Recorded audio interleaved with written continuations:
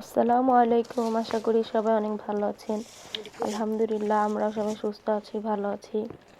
সারাদিন আপনি থেকে বিনিশ হলে কিন্তু সবার কাছে কথা শুনতে হয়। আর পরের বাড়ির মেয়ের তো দোষের এমনি অভাব নাই। তো এদিক দিয়ে হচ্ছে সারাদিন মনটা ভালো ছিল না, কিছু করিনি। তার জন্য রাত্রে আমার হাজবেন্ড খাবার নিয়ে আসছে। আর ওই শীতের ভিতরে আমার ছেলে উঠে গেছে। যত রাতই হোক আমার মেয়ে বা ছেলেকে ডাক দেওয়ার সাথে সাথেই উঠে যায়।